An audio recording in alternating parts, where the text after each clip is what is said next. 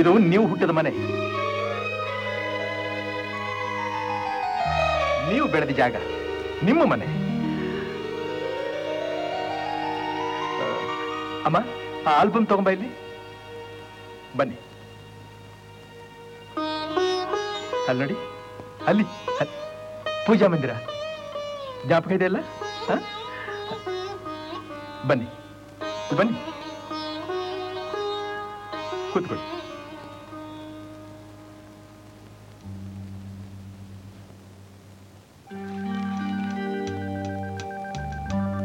ಇಲ್ಲಿ ನೋಡಿ, ಇಲ್ಲಿ ಇಲ್ಲಿ ನೋಡಿ, ಇದ್ಯಾರು ಹೇಳಿ? ನೀವು, ನಿಮ್ ಚಿಕ್ಕ ವಯಸ್ಸಿನ ಫೋಟೋ. ಇದು ಇದು ನಿಮ್ಮ ಅತ್ತಿಗೆ, ನಿಮ್ಮಣ್ಣ. ನಿಮ್ಮಣ್ಣ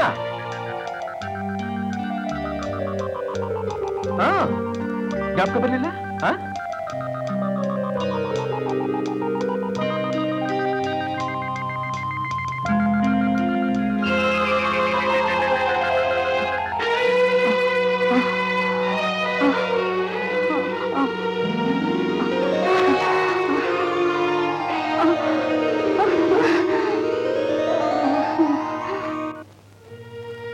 ನಿಮ್ಮ ತಂದೆ ಫೋಟೋ ನೋಡಿದಾಗ ಆಕೆ ಮುಖಭಾವದಲ್ಲಿ ಬದಲಾವಣೆ ಆಯಿತು ಅಂದರೆ ಮನಸ್ಸು ಮರೆತೋಗಿರೋ ವಿಷಯಗಳನ್ನ ಜ್ಞಾಪಿಸ್ಕೊಳ್ಳೋದಕ್ಕೆ ಪ್ರಯತ್ನ ಪಡ್ತಿದೆ ಅಂತ ಅರ್ಥ.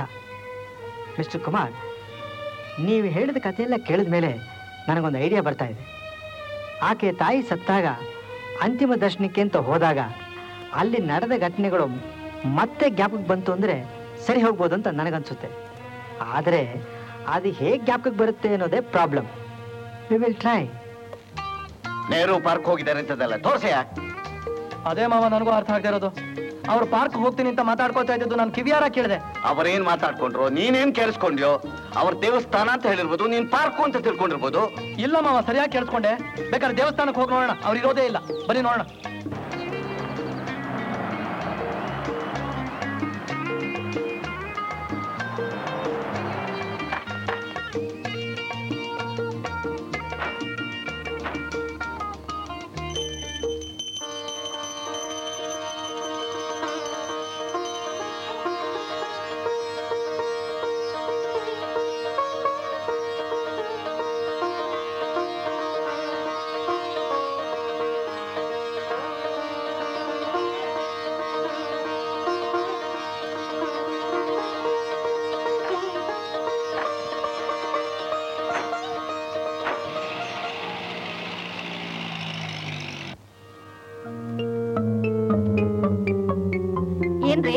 ನಮ್ ಸರಸ್ವತಿ ವಿಷಯದಲ್ಲಿ ನಿಮ್ಮ ಅಭಿಪ್ರಾಯವೇನು? ಅಭಿಪ್ರಾಯ ಅಂತಂದ್ರೆ ಅಂದ್ರೆ ಹುಡುಗಿ ಹೇಗೆ ಅಂತ. ಚಿನ್ನದಂತ ಹುಡುಗಿ ಕಣೆ, ನನ್ನ ಮನೆಗೆ ಸೊಸೆಯಾಗಿ ಬರ್ತಕ್ಕಂಥವಳು ಹಾಗಿರ್ಬೇಕು ನೋಡು. ಅದು ಹೇಗೆ ಸಾಧ್ಯ? ನಮ್ ಸರಳ ಇಲ್ವೇನು?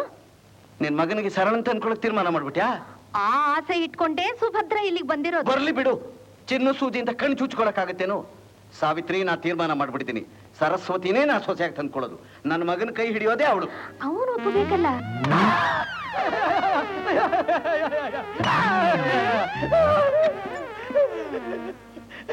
ಏನೇ ಮಾಡ್ತಿದ್ದೀ ಇಲ್ಲಿ ನಿಂತ್ಕೊಂಡು? ಅದು ಮಾವ, ಅದು ಬಂದು ನಾ ಹೇಳ್ತೀನಿ ಕೇಳು, ಈ ಹೊಂಚ್ ಕೇಳೋ ಅನಿಷ್ಟು ಬುದ್ಧಿ ಬಿಡೋವರೆಗೂ ನಿಮ್ಮ ಅಪ್ರಾಣ ನೀವು ಉದ್ಧಾರ ಆಗಲ್ಲ. ಹೋಗಾಚೆ.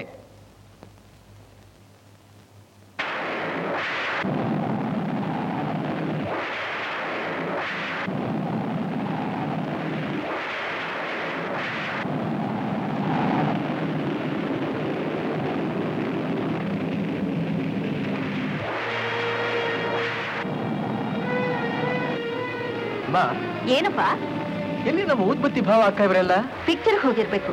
ಅಪ್ಪ ಇನ್ನೂ ಬಂದಿಲ್ಲ. ಯಾಕಪ್ಪ?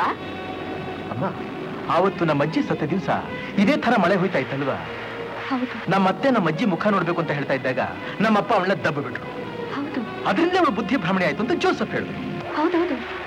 ಈ ಸಮಯದಲ್ಲಿ ಅವಳೆಲ್ಲ ಕರ್ಕೊಂಬಂದ್ರೆ ಈ ವಾತಾವರಣ ಎಲ್ಲ ನೋಡಿದ್ರೆ ಹಳೆಯದೆಲ್ಲ ಜ್ಞಾಪಕ ಬರುತ್ತೆ ಅಂತ ನನಗನ್ಸುತ್ತೆ. ಹೌದಪ್ಪ. ಕರ್ಕೊಂಬರ್ಲಾ? ಏನಾದ್ರೂ ಆಗ್ಲಿ.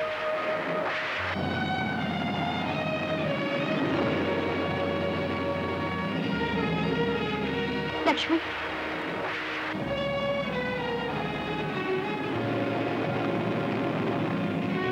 ನೋಡಿ, ಇವತ್ತೇನಾದ್ರೂ ನಿಮ್ ಜ್ಞಾಪಕ ಬರುತ್ತಾ? ಆವತ್ತು ನಿಮ್ ತಾಯಿ ಸತ್ತೋದ್ ದಿವಸ ಇದೇ ಥರ ಮಳೆ ಬರ್ತಾ ಇತ್ತು.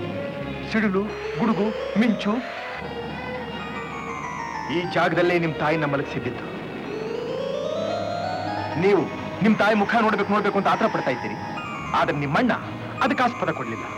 ನಿಮ್ಮನ್ನ ಕುತ್ತಿಗೆ ಹಿಡಿದು ಆಚೆಗೆ ದಬ್ಬ ಬಿಟ್ಟ.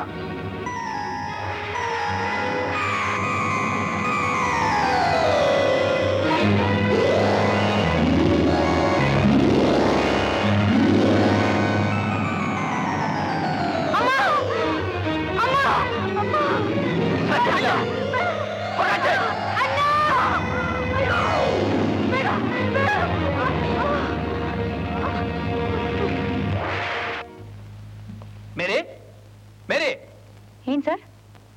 ಅಂಕಲ್ ಅಣ್ಣನಿಂದ ಬಂದ್ರ? ಇನ್ನೂ ಬಂದಿಲ್ಲ. ಮೇರಿ ಎಲ್ಲಿ? ಮೇರಿ ಮನೇಲಿಲ್ಲ. ಎಲ್ಲೋಗಿದ್ದಾಳೆ? ಮೇರಿ ಅವ್ರ ಅಮ್ಮನ್ ಕರ್ಕೊಂಡು ಕುಮಾರ್ ಜೊತೆ ಅವ್ರ ಮನೆಗೆ ಹೊರಟೋದ್ರು. ದೇವ್ರು ನಮ್ಮ ಪಾಲಿಗೆ ಇದಾನೆ ಅನ್ನೋದಕ್ಕೆ ನಿಮ್ಮಮ್ಮನೇ ಸಾಕ್ಷಿ. ಅವಳು ಮೊದಲನಂತೆ ಆಗ್ಬಿಟ್ಲಲ್ಲ ಸದ್ಯ. ಎಲ್ಲದಕ್ಕೂ ನಿಮ್ಮ ಮಗ ತಾನೇ ಕಾರಣ. ಕಳ್ಳಿ, ಆಗ್ಲೇ ನನ್ನ ಮಗನ ಹೊಗಳೋದಕ್ಕೆ ಪ್ರಾರಂಭಿಸ್ಬಿಟ್ಟಿಯಲ್ಲ.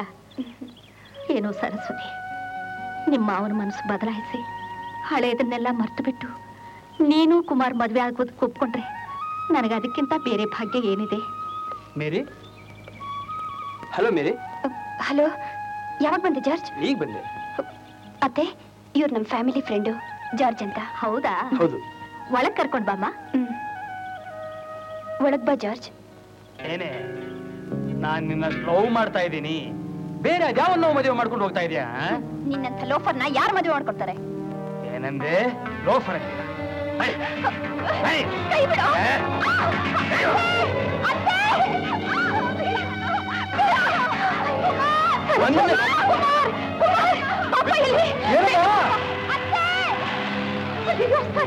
ಯಾಕಮ್ಮ ಕೂಗ್ತಾ ಇದೀಯಾ? ಸರಸ್ವತಿನ ಯಾರೋ ಹೇಳ್ಕೊಂಡು ಹೋಗ್ತಾ ಇದ್ದಾರೆ. ಅಯ್ಯೋ,